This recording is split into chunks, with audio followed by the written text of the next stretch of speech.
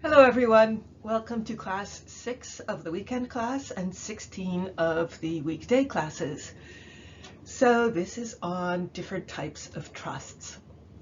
When we studied wills, the policy issues, policy considerations, and the courts stressed the principle of freedom of disposition. The testator can do whatever he wants with his property in terms of who gets it after his death. This section on kinds of trusts demonstrates the reach of the dead hand in our system. Its reach. Donors can use a trust not only to specify who gets their property, but what the property can be used for. Of course, it must be used for the benefit of the beneficiaries, but it's the donor who decides what is in their benefit.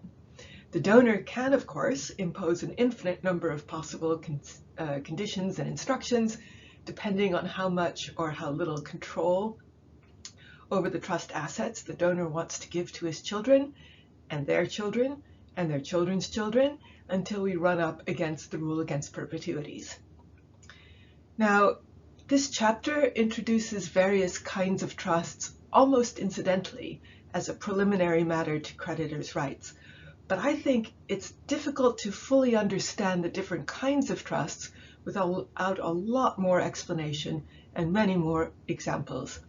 And the kinds of trust is the main story as far as I'm concerned, because the first thing the client needs to decide in setting up a trust is, of course, what it will do for the beneficiaries. Whether the trust can be modified at some future date is a secondary consideration, which we'll cover in the next class.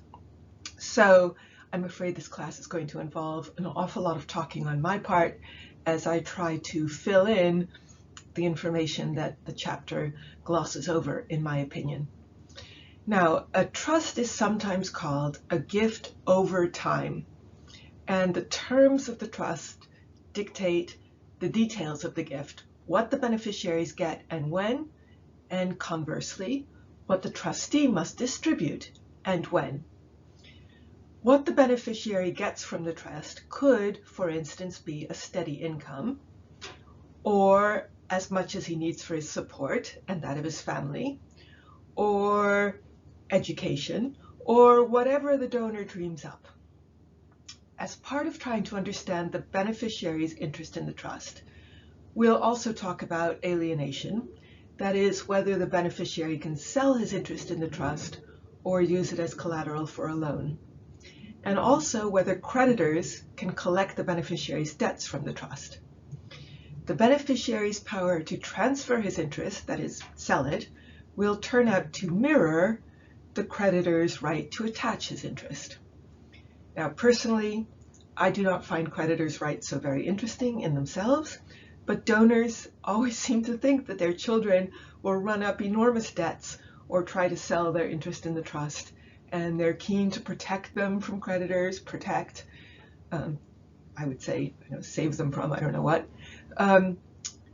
And so creditors' rights are, in fact, the main topic of the readings I had you do for today. But creditors' rights are also useful in understanding the degree of control that the beneficiary has over the trust. And we'll see that the more flexibility the beneficiary has, the more the trust is accessible to creditors. So I'm talking here about how much ownership the beneficiary can be said to have over the trust assets. Next time, we'll talk about modification, that is, whether trustees and beneficiaries can get court approval for changing the terms of the trust, or does it sail on into the rule against perpetuities, which in some states is forever, with exactly the same conditions that the settler imposed on it.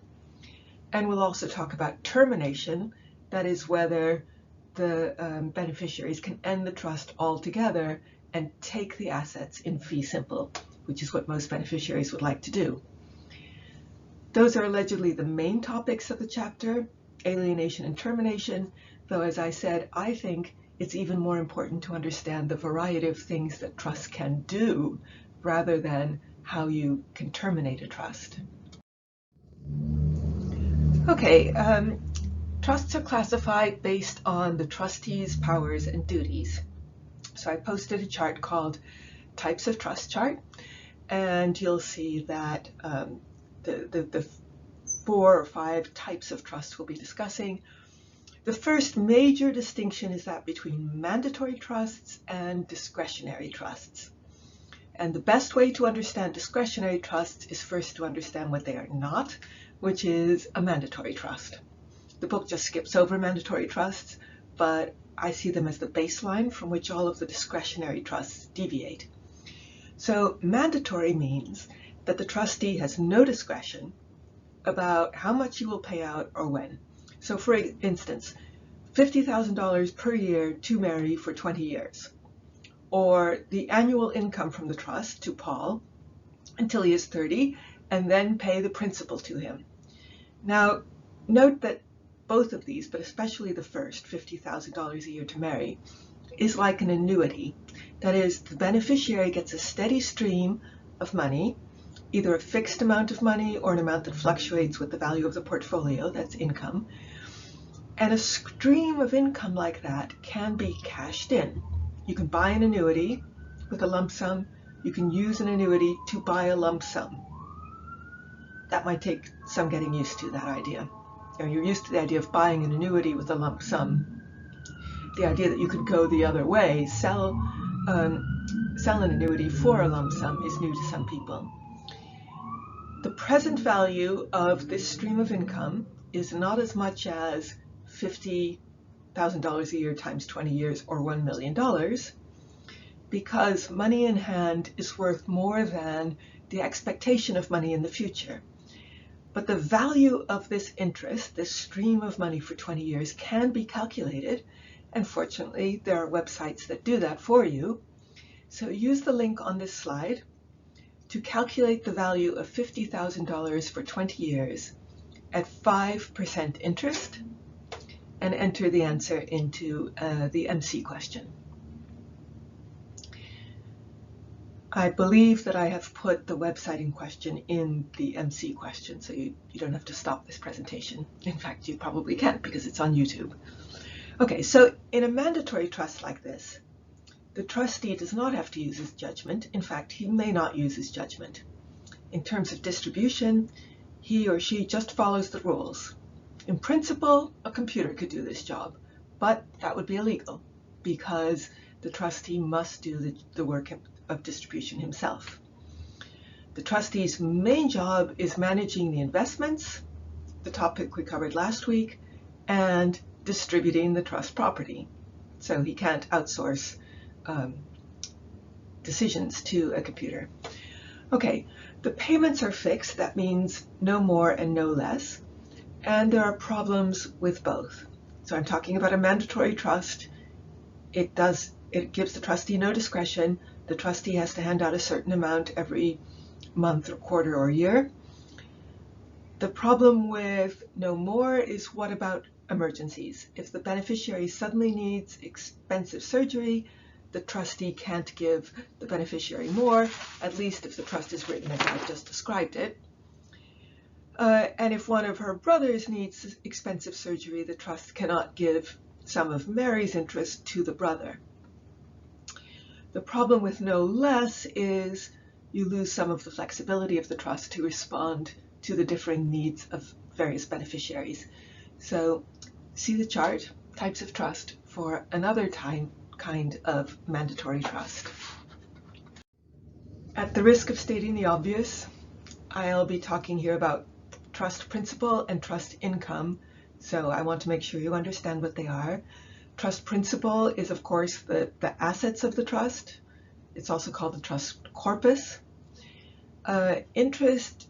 Trust income is all of the income generated by the trust property. So interest income on bank accounts, stock dividends, rental from real estate, etc., etc. And actually, as we saw last time, this isn't completely obvious because the modern prudent investor rule messes up the distinction between income and principal. Nevertheless, I'm going to talk about income as though it is an easily ascertainable amount. What does it mean to assign or alienate a trust interest? This is another necessary concept. The trust belongs in one sense to the settlor, who's long dead, and in another sense to the beneficiary, who has the right to the benefits, and in yet another sense to the trustee, who has the management of the property. Now, true ownership includes the right to sell or borrow against or use property as security, and as we saw in the Mary trust 2 slides back, in a mandatory trust, the beneficiary could sell her interest or borrow against it. But the donor might worry that the beneficiary would abuse that right and restrict the latter's right to alienate the trust property in some way. Also, if the beneficiary has the right to sell or alienate the trust property, then creditors can also attach it or reach it or get a court judgment to place a lien on it. But most trusts do prohibit alienation. We'll see that a spendthrift clause in a trust does this explicitly. So the spendthrift clause is something that says in almost exactly these words, the beneficiary cannot alienate or assign her interest. And a discretionary trust does this implicitly because it's entirely in the trustee's power to decide how much the beneficiary is going to get. So there's nothing concrete for the beneficiary to sell or alienate.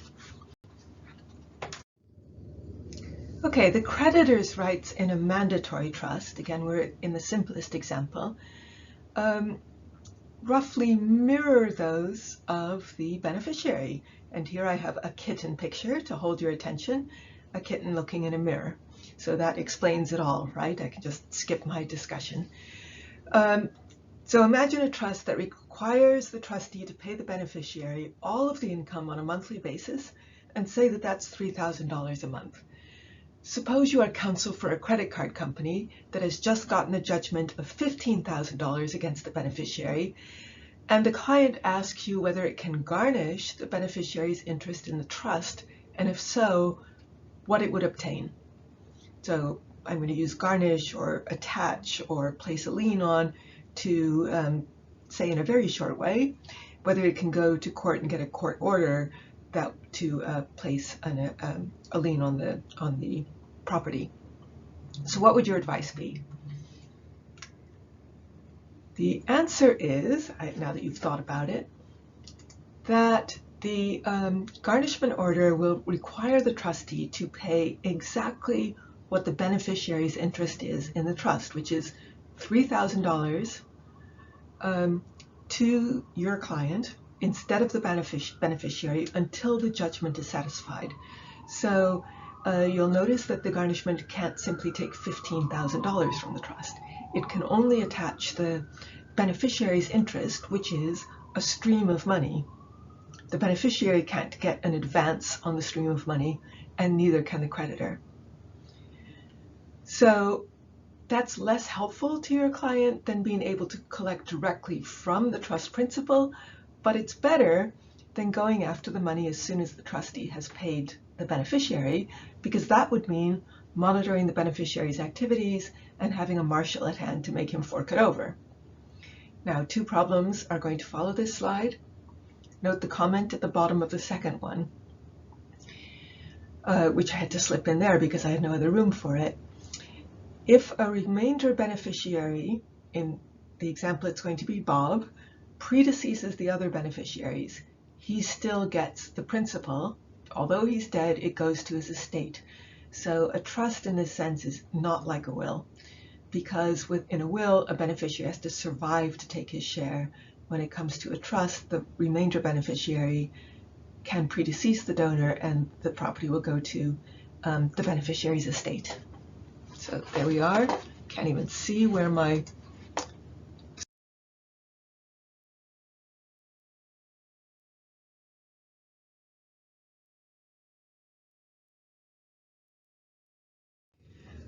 I apologize for the shadows on my face. That sun keeps moving. Very unhelpful. Okay, now we've just been discussing mandatory trusts. We're going to turn to discretionary trusts. where the trustee is not instructed to pay out a set amount to the beneficiaries, but to use his judgment, his discretion, about whether and in what amounts to pay income or principal or both to the beneficiaries. And then we'll go on to restraints on alienation, and all will become clear. A discretionary trust takes advantage of the fact that the trustee functions as the captain of a ship and can adjust the payments and investments in light of changing needs, changing financial circumstances. Flexibility is the big advantage of a trust over an outright gift. A trust, after all, could last for 90 years or more in some jurisdictions. It could last forever, and there will be many changes in the beneficiaries' needs and in the economy over that time. So if you're watching this in 2020, you will be very aware of that. Sometimes the trustee of a discretionary trust is bound by a standard, such as to pay for the beneficiary's education. And here the trustee still has to use his discretion, even though he's given a lot of guidance, because he has to decide whether, for instance, membership of a sorority is part of education. Sometimes he's given absolute discretion about how much to pay out and when. As we look at the different types of discretionary trusts, we'll see that the more specific the trustee's duties are, that is, the more the beneficiary is guaranteed a certain amount, the more the beneficiary can force the trustee to make the payments, and the more creditors are also able to reach or attach or place a lien on the trust property. And then in the next class, after this current one, we'll talk about the beneficiary's or trustee's power to modify or terminate the trust in light of changed circumstances.